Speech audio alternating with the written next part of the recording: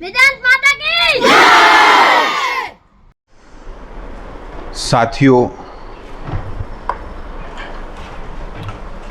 पाछला chapter में आपणे विद्युत डायपोल विषे भणी गया। एक धन विद्युत भार अने एटला ज मूल्यनो ऋण विद्युत भार एक बीजाथी 2a जेटला अंतरे होय ए डायपोल कहेवाय। आ डायपोल ने मोमेंट होय जे -q थी +q दिशा तरफनी होय छे।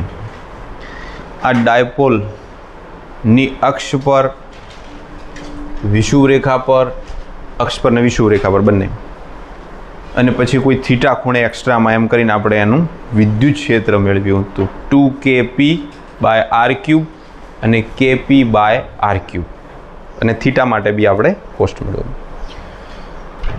આ ડાયપોલના લીધે હવે આપણે શોધવું છે સ્થિતિમાં। તો પ્રશ્ન છે વિદ્યુત ડાયપોલને લીધે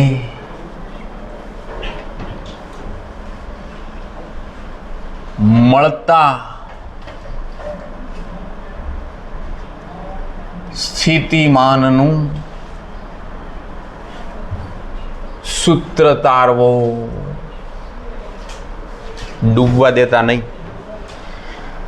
સ્થિતિમાન એટલે V અને V નું સૂત્ર છે kq/r। પણ ડાયપોલને એક ક્યુ નથી, બે ક્યુ છે, તો બે સૂત્રો થશે। એક સૂત્ર થશે કે ક્યુ ધન માટેનું અને બીજું સૂત્ર થશે કે -q ઋણ માટેનું। બંનેના અંતર બી તો અલગ અલગ હશે। આવા બે સ્થિતિમાન અને બંને સ્થિતિમાનોનો સરવાળો એટલે સ્થિતિમાનનું સૂત્ર। પુસ્તક બંધ, નોટ બંધ, ધ્યાન પૂરેપૂરું બોર્ડ। બહુ જ મહત્વની થિયરી બોર્ડની એક્ઝામમાં વારંવાર પૂછાતી થિયરી છે અને આનું સૂત્ર પણ કામ। તો પહેલાં આપણે ડાયપોલને મૂકી દઈએ કંઈક આ રીતે। આ બે વિદ્યુત ભારો બતાવી દીધા અને આ બે વિદ્યુત ભારો વચ્ચેનું કંઈક અંતર બી બતાવી દીધું। આ ડાયપોલનું કેન્દ્ર છે। એક વીજભાર અહીંયા છે, એક વીજભાર અહીંયા છે। આ ધન વીજભાર છે, આ ઋણ વીજભાર છે અને આ ડાયપોલનું કેન્દ્ર છે। ડાયપોલના કેન્દ્રથી આપણે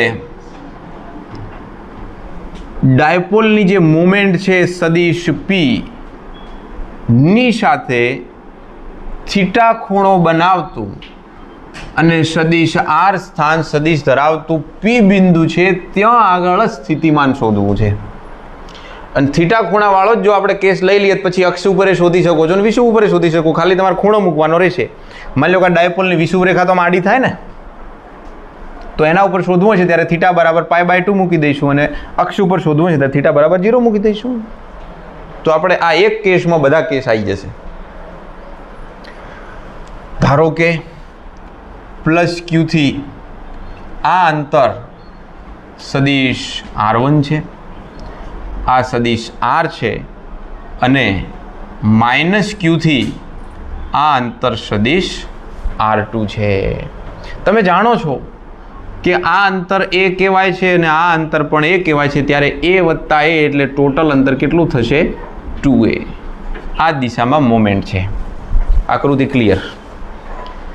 પણ આકૃતિની અંદર આપણે પાર્ટ તો જુઓ, એક O થી +q થી P, તો અહીંયા એક સદિશ દેખાય છે, સદિશ A દેખાય છે।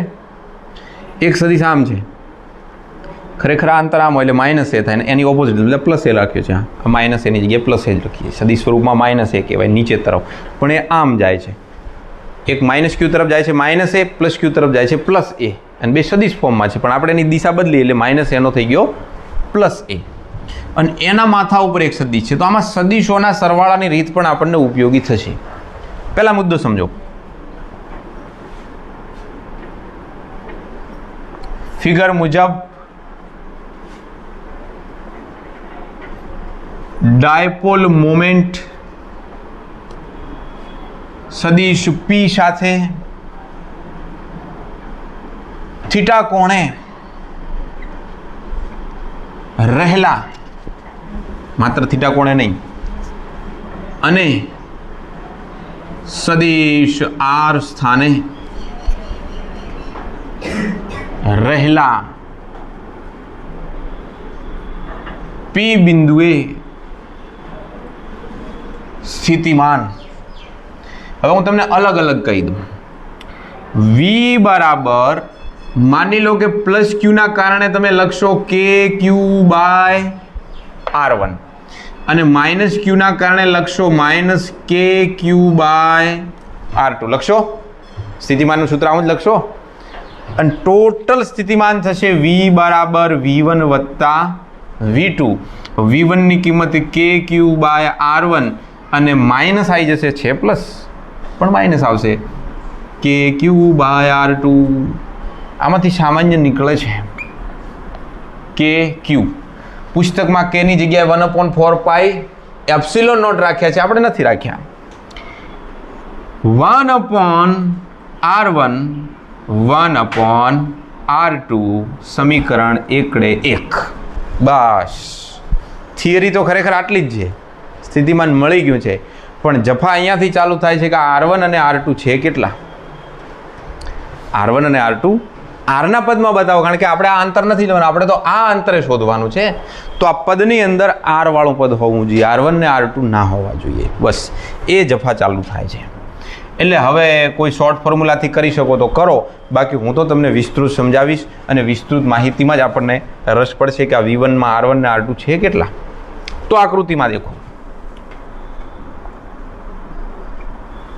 તમને દેખાય છે સદિશ એ આ રહ્યો. સદિશ એ ના માથા ઉપર સદિશ R1 છે અને પહેલા સદિશની પૂછ બીજા સદિશનું શીર્ષ ને જોડતો આ કેવો છે, પરિણામી સદિશ છે. તો એ છે સદિશ R. રેડી? ફરી બોલું. સદિશ એ ના માથા ઉપર સદિશ R1, આ બંનેને જોડતો પરિણામી સદિશ. આપણે પેલો રાઉન્ડ કરીએ ને, અહીંયા રાઉન્ડ થશે ને અહીંયા રાઉન્ડ થશે એટલે ઓટોમેટિકલી આ પરિણામી સદિશ છે, ખબર પડી ગઈ. પણ આપણે R1 ની કિંમત જોઈએ એટલે આપણે R1 ને કરતા બનાવીએ. તો ઇમ્પ્લાઇઝ સદિશ R1 જો R1 કરતા થાય તો એ પેલી બાજુ ગયો, તો સદિશ R માઇનસ સદિશ એ. અને સદિશોમાં જ્યારે મૂલ્ય લઈએ ત્યારે શું લખીએ છીએ? આવું લખીએ છીએ R1 બરાબર પહેલા પદનો વર્ગ એટલે R² વત્તા બીજા પદનો વર્ગ એટલે A² minus 2AR cos theta. અને આનું શું થશે? વર્ગમૂળ થશે. કાં તો આનો વર્ગ રાખો તો વર્ગમૂળ લખવાની જરૂર નથી, પણ આપણે શું કામ વર્ગ રાખીએ? આપણે વર્ગમૂળ જ રાખીએ, કારણ કે આપણે તો R1/R1 જોઈએ છે, પણ પહેલાં R1 તો શોધીએ, પછી એનું વ્યસ્ત કરીએ, કંઈક કરીએ. હવે જે આ પદ છે ને, આ પદમાંથી તમે જો આ સ્ટેપ સમજી જશો, 1/R1 મેળવી લેશો, તો 1/R2 મેળવવા માટે તમારે કાંઈ કરવાનું નથી, સીધી એની કોપી મારવાની છે, ખાલી નિશાન બદલી થવાની. 1/R1 જ મેળવવામાં ધ્યાન રાખો. આ પદમાંથી મેં R² ને 12 કાઢી દીધા. તો જુઓ અહીંયા શું વધ્યું? તો કે એકડો. અહીંયા R² હતા નહીં એટલે એને છેદમાં લખવા પડે, A² minus 2AR by R² cos theta કૌંસ પૂરો અને આખાની કેટલી ઘાત છે? અડધી ઘાત છે. આ R અને R² ઉડી ગયા. હવે આ R ને આખો 12 લખીએ તો એનું વર્ગમૂળ છે એટલે એકલા R લખાશે, હે ને? એકલા R લખાશે. તો પદ શું વધ્યું? 1 plus A² by R² minus 2A by R cos theta ની અડધી ઘાત. આ પદ એટલા માટે મેં એક્સ્ટ્રા લખ્યું, તમને ખબર પડે કે મેં ડાયરેક્ટ R લખ્યો તો વિચારો કે R² હતો ને 12 R ચમ લખ્યો છે, પણ અંદર જુઓ વર્ગમૂળ છે, 12 આવે, અંદર વર્ગ હતો, 12 આવે, વર્ગમૂળ નીકળી ગયું, R વધ્યો. હવે જે આ પદ છે, આ પદમાં R નું મૂલ્ય જે છે એ કરતાં ઘણું મોટું છે. માની લો કે જે આર અંતર છે એ કેટલાક મીટર કે કેટલાક સેન્ટીમીટર હોઈ શકે, અને આ તો બહુ મિલીમીટર, માઇક્રોમીટર, નેનોમીટરના ક્રમનું છે. તો જ્યારે તમે નાના વડે અતિ મોટાને ભાગો ત્યારે જવાબ શૂન્યવત આવે, એટલે આને ઇગ્નોર કરી શકાય એટલો નાનો જવાબ હશે, 0.000 કરીને કાંઈ બી, એટલે આપણે આને ઇગ્નોર કરીએ. હોવાથી a સ્ક્વેર બાય આર સ્ક્વેરને અવગણતા માટે R1 બરાબર શું પદ વધ્યું? R1 minus 2a by R cos થીટાની અડધી ઘાત. પણ આપણે તો જોઈએ છીએ 1/R1. તો કરો ઊંધું કરતાં આવડે છે કે ઘણો ઊંધો કર્યો સાહેબ? 1/R1 આખું પદ છેદમાં જાય તો 1/R થઈ ગયા, એકદમ ઉલટા હે ને. 1 minus 2a by R cos theta એની કેટલી ઘાત થાય? અડધી ઘાત થાય. માટે 1/R1 is equal two 1/R. આ આખા પદને હું ઉપર લઈ જાઉં. 1 જો પહેલાં મેં વ્યસ્ત કર્યું છે, નીચે નથી લાવ્યું હો, ઉલટું કર્યું છે. આ છેદમાં આવ્યો તો આ છેદમાં આવે, પણ આ બધું એમના એમ રાખીને ખાલી આ ઘાતવાળા પદને ઉપર લઈ જઈએ તો 1 minus 2a by R cos થીટાની -1 આપઘાત થઈ જાય. સાથીઓ, તમે દ્વિપદી પ્રમેયની વાત સાંભળી છે. 11મા ધોરણમાં પણ મેં તમને કહ્યું હતું કે 12મામાં એકાદ બે વખત વાત આવશે જેમાં તમને દ્વિપદી પ્રમેય બિલકુલ નથી આવડતો, ખાલી તમારે ઘાતને આગળ નાખી દેવાની, તમારું કામ થઈ જશે. પ્રોપર ભણવત મેથ્સ રાખી લો. દ્વિપદી પ્રમેય મુજબ પછી વધુ ઘાતાંકવાળા પદોને ઇગ્નોર કરતા એવું બધું લખવાનું હોય છે. આપણે સીધી વાત દ્વિપદી પ્રમેયનું પ્રમાણ આપી દીધું કે ભાઈ અમને તો દ્વિપદી પ્રમેય છૂટ આપી છે કે તમે આવું કરી શકો. કેવું? 1 માઇનસ પેલી -1 આપ નાખી દીધી છે અને 2a બાય આર બાકીના પદોને અમે ઇગ્નોર માર્યા છે, એટલે આટલું પદ અમને મળ્યો છે. એમાં માઇનસ પ્લસ થયા, 2 ઉડી ગયા. Then 1/R1 is equal to 1/R1 plus a by R cos theta. સમીકરણ નંબર બગડે 2. રેડી? મળી ગયો ના? આપણે કિંમત અહીંયા મૂકવાની હતી, એ આપણને મળી ગયો છે. હવે આવી રીતે કોને શોધવાનો હોય? 1/R2 ને, હે ને? અહીંયા કિંમત મૂકવા માટે 1/R2 જોઈશે. તો હું 1/R2 ની આખી પ્રોસેસ કરીને તમને થોડીક ટૂંકમાં સમજાવી દઉં છું, પણ તમને કહું છું કે તમારે લખવાનું ક્યાંથી હું સમજાવી દઉં. જો ફરીથી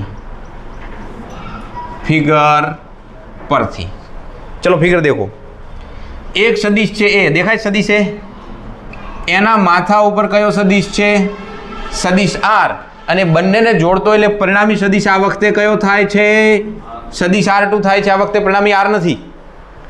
અહીંયા સદિશ એ ના માથા પર R1, તો સદિશ એ વત્તા આર અને પરિણામી સદિશ R2, સદિશોના સરવાળાની રીત. તો આપણે તો R2 શોધવો હતો ને, એ તો છે જ કરતા. તો ચાલો R2 ને કરતા બનાવ્યો તો is equal two a square, પહેલાં R સ્ક્વેર લખીએ, કોમન કાઢવામાં સારું. R સ્ક્વેર વત્તા a સ્ક્વેર વત્તા 2ar કોસ થીટા, અને એનું શું આવશે? વર્ગમૂળ આવશે. અથવા અહીંયા વર્ગ રાખો તો વર્ગમૂળ કરવાની જરૂર નથી. ફટાફટ હવે R2 is equal two common નીકળે R સ્ક્વેર એટલે R, વર્ગમૂળમાંથી બહાર નીકળે R સ્ક્વેર એટલે R થઈ ગયા. હવે તો ખબર પડે ને. પછી અહીંયા શું પદ વધ્યું? 1 plus a square by R square plus 2ar by R square cos theta અને એની અડધી ઘાત. ઓકે, આ આર ઉડી ગયા. માટે હવે જે આ પદ છે એમાં આ a square by R square શું કરવાનું છે? અવગણતા. R2 બરાબર R1 plus 2a by R cos થીટાની અડધી ઘાત. ચલો ઊંધું કરો ને, ઊંધું કરીને ઓલાનું ઉપર લાવો.